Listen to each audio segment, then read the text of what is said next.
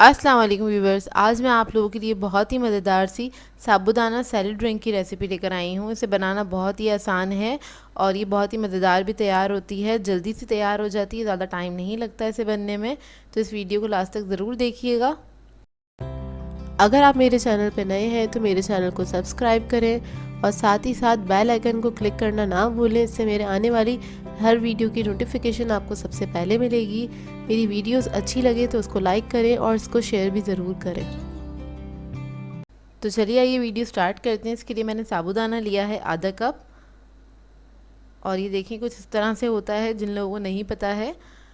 इसको हम क्या करेंगे, सोक करना है, हम एक बाउल में ऐड कर देंगे और उस बाउल के अंदर हमने 1 कप पानी ऐड कर देना है। इसको छोड़ देंगे 10 से 15 मिनट के लिए।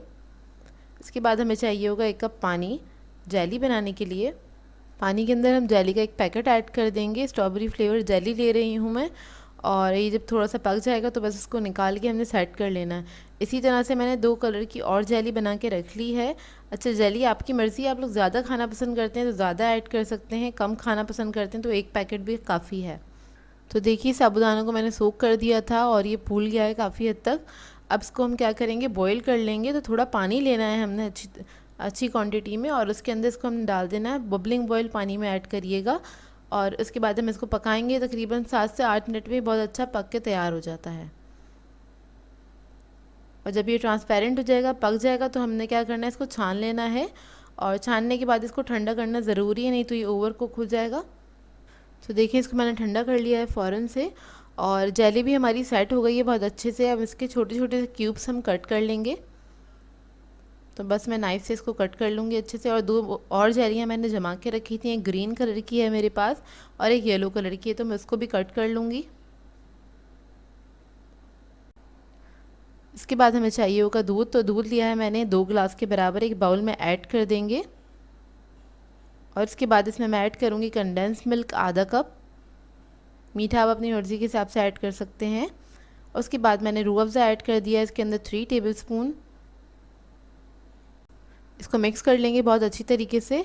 रूह अफ़ज़ा अगर आप लोगों को कम लगे तो आप लोग और भी ऐड कर सकते हैं। मैंने हल्का सा पिंक रखा है क्योंकि मैं इसमें कंडेंस मिल्क ऐड कर चुकी हूँ। और अब इसके अंदर हम ऐड कर देंगे साबूदाना।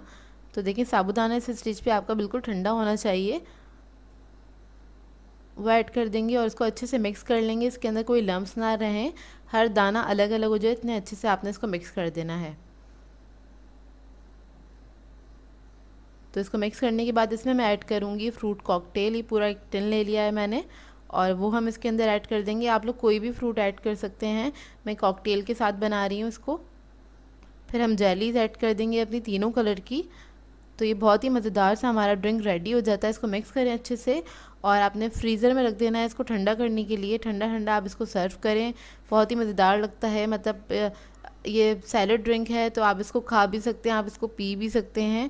और रमज़ान है तो रमज़ान में ज़रूर बनाइएगा इसको, सबको बहुत पसंद आएगा आपकी फ़ैमिली में, जो लोग सैलड से इस तरह की खाना पसंद करते हैं। और इसको हमने ड्रिंक के साथ भी प्लस कर दिया, तो ये बहुत मज़ेदार सी चीज़ हो जाती है। तो ये देखिए मैंने इसको इस तरह के ग्लासेस में सर्व किया है।